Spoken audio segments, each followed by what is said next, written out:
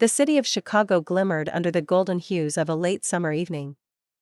The skyscrapers reflected the fading sunlight, and the streets pulsed with life, taxi horns, laughter spilling out of rooftop bars, and the rhythmic beat of jazz from hidden lounges. But inside a quiet, elegantly decorated loft in Lincoln Park, a woman sat by the window, gazing down at the world that would soon change forever. Her name was Emily Carter. Emily wasn't extraordinary by the world's measure, she wasn't a celebrity or a billionaire's daughter. She was, instead, the type of woman whose presence felt like poetry. She worked as a children's book illustrator, her days filled with colors, sketches, and the gentle chaos of imagination. Her auburn hair framed her face like fire and silk, and her green eyes always carried the quiet glow of kindness. On that particular evening, Emily was not sketching. She was holding a wedding invitation card, reading it again as if trying to convince herself it was real. The names printed in elegant cursive, Emily Carter and Daniel Pierce together with their families, they invite you to celebrate their union. Emily smiled, her heart racing at the thought of Daniel. Daniel Pierce was the kind of man who walked into a room and made heads turn. Tall, broad-shouldered, impeccably dressed, he had the polished charm of someone who knew his power. A successful corporate lawyer, Daniel's confidence was magnetic. He spoke with the assurance of a man who always got what he wanted. And when he looked at Emily, it was as though she was the only one who mattered. At least, that's how it seemed. The day of the wedding arrived with all the splendor one might expect from a union between two people so different, yet so seemingly perfect for each other. The ceremony was held at a historic mansion just outside the city, its gardens blooming with roses and hydrangeas. String lights draped the trees, and a string quartet played soft melodies as guests gathered, their whispers full of excitement and envy. Emily, dressed in an ivory gown that shimmered under the sun, looked like a vision. Her best friend, Claire Thompson, adjusted her veil.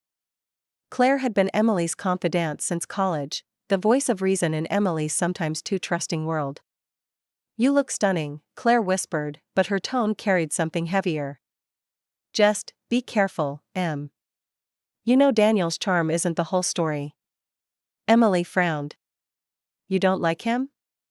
"It's not about liking him," Claire said, her blue eyes sharp. "It's about trusting him. Men like Daniel, they shine bright, but sometimes that shine hides shadows." Emily forced a smile, brushing off the unease. "Claire, it's my wedding day.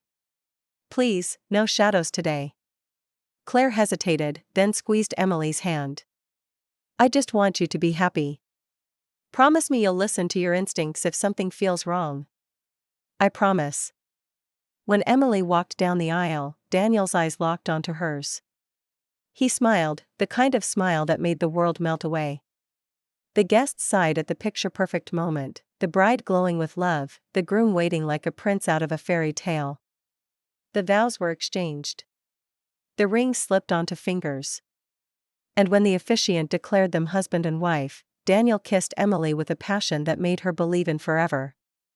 But forever is a word that sometimes carries a cruel irony. The reception was lavish. Champagne flowed, laughter echoed, and the dance floor shimmered under crystal chandeliers. Daniel worked the room like a seasoned politician, charming every guest, from Emily's modest relatives to the city's wealthy elite. Emily watched him with pride, though every now and then, a flicker of unease passed through her. He was attentive to her, yes, but he was also attentive to every woman who lingered a second too long in conversation. His hand lingered on backs, his smile dipped into the kind of charm that felt almost too rehearsed. Claire caught Emily watching and leaned in. "See what I mean?" she murmured. Emily shook her head. "He's just being polite. Daniel's like that with everyone." "Exactly," Claire said. "With everyone." But Emily ignored the warning. She was in love. As the night deepened, Emily stole a quiet moment on the balcony.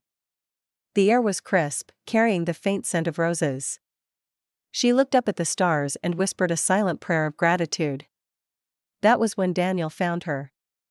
He slipped behind her, wrapping his arms around her waist, resting his chin on her shoulder. "Mrs. Pierce," he murmured against her ear. Emily smiled, the name tasting sweet and strange all at once. That feels unreal. It's real, Daniel said firmly, tightening his hold. You're mine now. Forever. There was a possessiveness in his voice that made Emily's heart flutter with both excitement and a tinge of something she couldn't name. She dismissed it, leaning into him. If only she had paid more attention. That night, after the guests had left and the music had faded, Emily lay beside Daniel in the bridal suite. He was already asleep, his face calm, almost boyish in the dim light. She studied him, tracing the outline of his jaw with her gaze. She whispered, "Please, let this be everything I dreamed." The room was silent except for the distant hum of the city. But deep down, buried under layers of love and hope, Emily's instincts stirred, whispering a truth she wasn't ready to face. The truth that this marriage was not the beginning of a fairy tale. It was the first step into a storm. The honeymoon phase sparkled like a dream. Daniel whisked Emily away to Italy, where cobblestone streets and candlelit dinners painted their days in romance. They laughed, they kissed, they shared secrets under foreign stars. To anyone watching, they were the perfect couple, the kind of love story people envied. But perfection is a fragile mask. Back in Chicago, as the days bled into weeks and weeks into months, small cracks began to appear in the carefully crafted picture of their marriage. Emily sat by the kitchen counter one morning, sketching in her notebook as the smell of fresh coffee filled the air. She glanced up, expecting Daniel to join her. But instead, he stood by the window, phone pressed to his ear, voice low and sharp. "No," I said now. "Handle it. I don't care how you do it." Emily froze, pencil hovering above the page. His tone wasn't the charming, playful Daniel she knew. It was colder, harder. When he noticed her watching, he ended the call abruptly and smiled. Too quickly. "Work stuff," he said, sliding the phone into his pocket. "Don't worry about it." Emily nodded, but the unease lingered. Daniel's work, it seemed, consumed him. Late nights at the office became routine. Business trips cropped up suddenly, unexplained. Emily found herself alone in their loft more often than not, filling the silence with her drawings and the occasional call with Claire. One evening, Claire dropped by with takeout and a bottle of wine. "Where's Mr. Perfect?" Claire asked, unpacking the cartons on the coffee table. "Working late," Emily replied automatically. Claire arched an eyebrow. "Again?" Emily hesitated. "He's ambitious, Claire. That's one of the things I love about him." Claire gave her a look, half concern, half frustration. "Ambition is fine. But neglect isn't."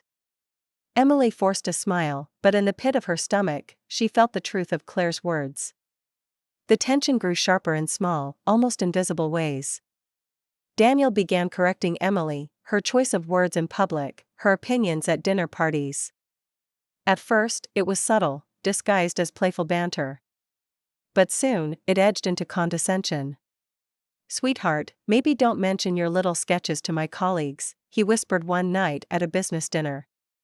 "They're serious people. You don't want to sound trivial." Emily's cheeks burned. She laughed it off, but inside, something wilted. Her art wasn't little.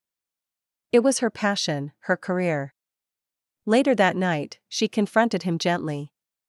"Daniel, why would you say that?" He sighed, pulling her into his arms. You're sensitive." "I didn't mean it that way. I just want people to see you as sophisticated." "You deserve that." His words soothed her in the moment, but the sting remained. The first real fight came on a rainy Thursday evening. Emily had cooked his favorite meal, roast chicken with rosemary potatoes, hoping to surprise him after a week of late nights. She waited until 9 p.m., candles flickering on the table, food growing cold. When Daniel finally walked in close to midnight, smelling faintly of whiskey, Emily's patience snapped. "You could have called," she said, voice trembling with frustration. "I was working," he replied flatly, tossing his jacket on the couch. "Working? Or drinking with clients again?" His eyes narrowed. What's that supposed to mean? It means I sit here every night waiting, and you don't even bother to let me know. For a long moment, silence stretched between them. Then Daniel's expression softened, and he stepped closer. Emily, he murmured, cupping her face. I'm doing all this for us. For our future. Don't you see that? Tears pricked her eyes. She wanted to believe him. She wanted the man she married to be real. So she nodded, letting him kiss away her doubt. But in the shadows of her mind, the cracks widened. Weeks later, Emily stumbled upon something that made her chest tighten with dread. She had been tidying up Daniel's home office when she noticed a drawer left slightly open. Inside were stacks of documents, contracts, financial records, even letters. Curiosity tugged at her, and she pulled one out. It was a loan agreement. Large sums of money moving between accounts she didn't recognize. Her brows furrowed. Why would Daniel, a successful lawyer, need these? She quickly tucked the paper back when she heard footsteps. Daniel entered, his smile sharp when he saw her near the desk. What are you doing in here? His voice was casual, but his eyes were not. Just cleaning, Emily said, forcing a smile. He strode over, closing the drawer firmly. Don't go through my things, Emily. Some things are complicated. Something about the way he said it made her skin prickle. The tension wasn't just between Emily and Daniel. His mother, Margaret Pierce, soon entered the picture with her own brand of poison. Margaret was elegant, with a steel spine and a sharp tongue. From the moment she met Emily, she made her disapproval clear. You're sweet, Margaret said one afternoon during tea, her smile polite but cold. But Daniel needs a partner who understands the weight of his world. Can you really handle that? Emily swallowed hard, forcing politeness. I love your son, Mrs. Pierce. And I'll support him in every way I can. Margaret's smile didn't reach her eyes. Love is nice, dear. But in this family, power matters more. The words lingered in Emily's mind long after the teacups were cleared. Claire became Emily's anchor in those turbulent months. They met often, usually at Emily's loft or in cozy cafes where Emily spilled her worries. I don't know what's happening to us, Emily confessed one chilly November evening, hands wrapped around her mug. It's like Daniel's changing. Or maybe he's always been like this, and I just didn't see it. Claire leaned forward, her voice firm. Listen to me, Em. Love doesn't mean ignoring your instincts. If something feels off, it probably is. Don't let him dim your light. Emily nodded, tears threatening to fall. She wanted to believe things would get better. But deep down, she knew, her marriage was not what she dreamed. It was becoming something darker, something suffocating. One night, unable to sleep, Emily walked quietly into the living room. Daniel had fallen asleep on the couch, his phone resting loosely in his hand. The screen lit up with a new message. Emily hesitated, heart pounding, before picking it up. The message read, I miss you. Can't wait to see you again. Last night was unforgettable. Emily's blood ran cold. Her hand shook as she placed the phone back down, her breath shallow. She looked at Daniel, sleeping peacefully, oblivious. Her world tilted. The cracks weren't just cracks anymore. They were fractures. And soon, they would shatter everything. The message on Daniel's phone haunted Emily for days. I miss you. Can't wait to see you again. Last night was unforgettable. Those words carved themselves into her mind, replaying whenever she closed her eyes, whenever she touched her wedding ring, whenever Daniel smiled at her as if nothing was wrong. She wanted to believe it was a mistake. That the message was meant for someone else. That there was a rational explanation. But denial is a fragile shield, and reality always breaks through. The following week, Emily began noticing more signs, tiny details she had once brushed aside. Late nights at the office became later. He smelled of perfume she didn't wear. His shirts sometimes carried faint lipstick stains he claimed were from colleagues hugging at parties. His laughter on phone calls wasn't the warm laughter he shared with her, it was sharper, flirtatious. Emily's heart ached with every clue, but the part of her that Claire had begged her to trust, the instinct, now screamed inside her. One evening, Emily gathered the courage to confront him. "Daniel," she said as he loosened his tie after yet another client dinner, "is there someone else?" He froze for a fraction of a second before chuckling, shaking his head. "Emily, you're imagining things. You've been spending too much time alone. Maybe you need a hobby." "I have a career," she shot back, voice trembling. "Drawing children's books?" His smile was dismissive. "That's not a career, Emily. That's a pastime." Her chest tightened. The man who once praised her art now reduced it to nothing. Gaslighting. That's what Claire would call it. And Emily knew, deep down, Daniel was covering something. Determined to uncover the truth, Emily began watching him more closely. She memorized the way he tapped his phone screen quickly when she entered the room. She noticed the second phone charger in his briefcase. She saw how his eyes lit up, not for her, but for the unseen person on the other end of those late-night texts. Her gut told her the truth long before the evidence confirmed it. The confirmation came one icy December night. Daniel claimed he had a late client dinner downtown. But something about his tone, the way he avoided her gaze, set Emily's nerves on fire. She waited until he left, then grabbed her coat and slipped into a cab. "Follow the black Mercedes with plate 84XMJ2, she told the driver, her voice shaking. They trailed him through the city streets until the car pulled up in front of an upscale hotel. Emily's breath caught as Daniel stepped out, not alone, but with a woman. Tall. Elegant. Blonde.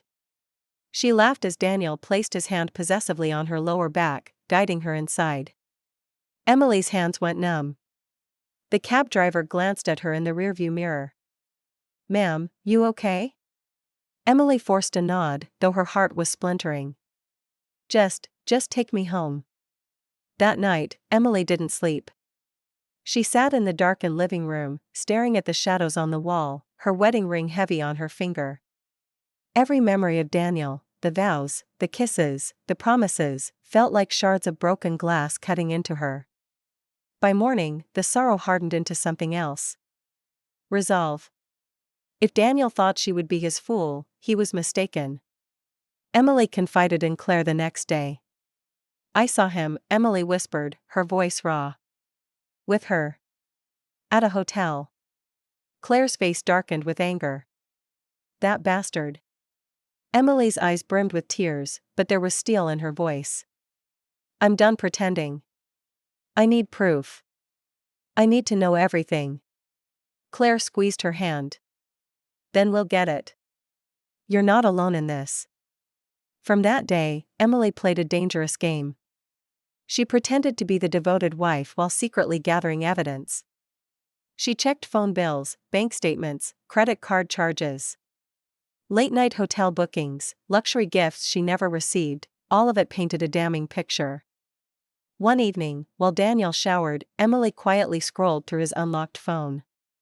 Photos. Messages. Dozens of them. Last night was heaven. I wish she didn't exist. Soon, baby. She's naive. She'll never know. Emily's blood boiled. She screenshot everything, sending the images to her private email. Her hands shook, but her mind was clear. This wasn't just infidelity. It was betrayal plotted with precision. The breaking point came when Emily uncovered a truth darker than she imagined. Buried among his documents, hidden beneath layers of contracts, she found evidence that Daniel hadn't just betrayed her heart. He had targeted her. Her modest inheritance, money left by her late father, had been quietly funneled into accounts Daniel controlled. He had married her not for love, but for access. Emily sat on the floor of his office, the papers scattered around her, her body trembling. "God," she whispered, tears streaming down her face. "He planned this. From the beginning." The fairy tale had never been real. It had been a con. That night, when Daniel returned home, Emily stared at him with new eyes. He leaned down to kiss her cheek, but she didn't flinch. She didn't argue. She didn't reveal what she knew. Instead, she smiled. And in that smile, for the first time, there was no love. Only the seed of revenge. The night Emily discovered Daniel's true intentions, something inside her shifted. The woman who once believed in fairy tales was gone. What remained was sharper, colder. A woman who knew the cost of trust, and the power of betrayal. She wouldn't confront Daniel, not yet. That would give him control. Instead, she would bide her time, weaving her revenge carefully, strand by strand, until the web tightened around him and there was no escape.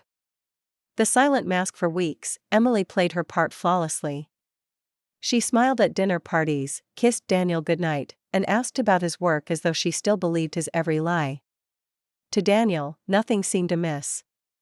But beneath her calm exterior, Emily was gathering ammunition. Every receipt, every email, every whisper of corruption in his law firm, she collected it all. Claire became her confidant, her partner in secrecy. "Are you sure you want to do this?" Claire asked one evening as they pored over bank statements spread across Emily's dining table. "I don't want revenge," Emily replied, her voice steady. "I need it. He stole my love, my money, my future. I won't let him walk away clean." Claire nodded slowly. "Then we'll burn his world down." The first strike. Emily's first move was subtle. She forwarded Daniel's shady financial documents to an anonymous whistleblower email connected to a financial crimes task force. She didn't sign her name. She didn't leave a trace. Within weeks, whispers began circling in the firm. Investigators poked around. Daniel came home tense, snapping at her over trivial things. "Everyone's jealous," he muttered one night, pouring himself a glass of scotch. "They can't stand that I'm at the top." Emily watched him calmly, hiding the flicker of satisfaction in her eyes. "Of course, darling," she said sweetly. The mistress abandoned, but Emily wasn't finished. She knew about the mistress, Vanessa Hart, a woman as ambitious as Daniel, but without his polish. Emily created a fake email account and sent Vanessa carefully chosen evidence, messages where Daniel mocked her, bank statements showing he never intended to leave Emily, and proof of his other affairs. The fallout was immediate. Vanessa stormed into Daniel's office in a fury, screaming loud enough for colleagues to hear. Emily imagined the scene, her heart thrumming with grim delight. That night, Daniel came home furious, slamming the door so hard the frames rattled. "Women are insane," he spat. "They twist everything." Emily tilted her head, feigning concern. "What happened?" "Nothing," he barked, pouring another drink. But Emily saw it, the first real crack in his mask of control. The gala. Her next move was bolder. Daniel's firm hosted a grand charity gala at one of Chicago's finest hotels, a glittering evening of champagne, tuxedos, and high society networking. Emily arrived on Daniel's arm, breathtaking in a crimson gown. Her smile was radiant, her poise flawless. To anyone watching, they were the golden couple. But Emily wasn't there to smile. She was there to strike. Midway through the evening, as Daniel mingled with the city's elite, Emily slipped away to speak with a prominent journalist she had discreetly invited. She handed over a flash drive filled with incriminating evidence, fraudulent contracts, embezzlement trails, even correspondence tying Daniel to illegal deals. "Run the story," she whispered, her eyes burning with quiet fire. "And don't spare him." The journalist studied her, then nodded. When Emily returned to Daniel's side, he wrapped his arm around her waist, oblivious to the knife she had just placed in his back. The storm breaks within days, the headlines hit. High-profile lawyer under investigation for financial crimes. Pierce and Associates partner linked to fraud scandal. Daniel's world began unraveling at terrifying speed. Clients fled, investors pulled out, and colleagues distanced themselves. His once bright reputation turned toxic overnight. He raged at home, slamming doors, throwing glasses, pacing like a caged animal. "They're lying. It's a setup, he shouted. Emily sat silently, sipping tea, watching the storm she had unleashed consume him. The power shift the investigation deepened. Federal agents visited the firm, seizing files and freezing accounts. Margaret Pierce, Daniel's proud mother, was seen leaving the courthouse in tears, her reputation in tatters. At home, Daniel grew desperate. His arrogance slipped, replaced by paranoia. "Emily," he begged one night, grabbing her hands. "You believe me, don't you? You know I'd never do this." Emily met his eyes, her expression unreadable. "Of course, Daniel," she said softly, her lips curving into a faint smile. Inside, she savored his fear. The revelation, the final blow, came at a private dinner party Daniel organized in a last-ditch attempt to salvage his reputation. He invited colleagues, clients, and family, hoping to prove he was still in control. Emily attended, radiant as ever, her calmness unnerving Daniel. As the evening wore on, she rose to speak. "I'd like to make a toast," she announced, her voice carrying across the room. Glasses lifted. Daniel smiled nervously. Emily's smile never wavered as she spoke, "To the man who taught me that love can be a beautiful illusion, and betrayal, the harshest truth." She lifted her phone, pressing a button. Hidden speakers filled the room with Daniel's recorded phone calls, conversations with Vanessa, details of fraudulent deals, cruel words mocking his clients and his wife. Gasps erupted. Faces turned. Daniel's smile collapsed into horror. "Emily," he hissed, lunging toward her, but she stepped back, her gaze icy. "This is your legacy, Daniel," she said, her voice steady. "And everyone deserves to see it." The room fell into chaos, guests whispering, reporters scribbling, colleagues backing away from him as though he carried a plague. Daniel's empire had crumbled. And Emily stood tall in the ruins. The gala had been the spark. Within days, the blaze of Daniel's ruin spread like wildfire. The newspapers devoured him. Colleagues abandoned him. Clients fled. And the law, the very system Daniel once manipulated, now turned its cold, relentless eye toward him. For Emily, it was only the beginning. The courtroom, the grand marble courthouse of Chicago, stood tall, an imposing reminder of justice. And for once, Daniel Pierce was not walking through its doors as a powerful attorney, but as a defendant. Emily sat in the gallery, her composure calm, her presence deliberate. She wore a simple black dress, no longer the glittering wife at Daniel's side, but the quiet storm behind his downfall. The prosecutor laid out the evidence with clinical precision: forged contracts, siphoned funds, offshore accounts. And then, the piece de resistance, Emily's carefully curated trove of proof. Emails. Messages. Recordings. Every lie Daniel had told unraveled under the weight of her truth. He tried to fight, his legendary charm crumbling into frantic denials. "This is a conspiracy," he shouted. "I'm being framed." But the jury saw through him. The judge's gavel struck like thunder. Daniel Pierce was found guilty. Margaret's betrayal. As the verdict was read, Emily glanced at Margaret Pierce. The once proud matriarch sat stone-faced, her pearls trembling against her neck. For years, Margaret had defended her son, blind to his sins. But now, with the world watching and her family name in ashes, she turned away from him. "Mother," Daniel pleaded as officers led him past her. Margaret didn't meet his eyes. She lifted her chin and walked out, leaving her son to his fate. Emily watched the exchange, her heart steady. Daniel had not only lost his freedom.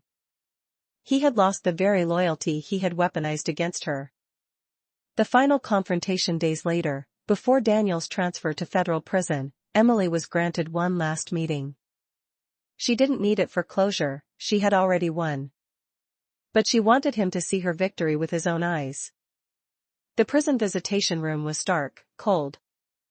Daniel sat across the table, shackled, his once perfect suit replaced with an orange jumpsuit. He looked at her, his face gaunt, his arrogance dimmed but not extinguished. "You did this to me," he hissed. Emily's gaze was steady.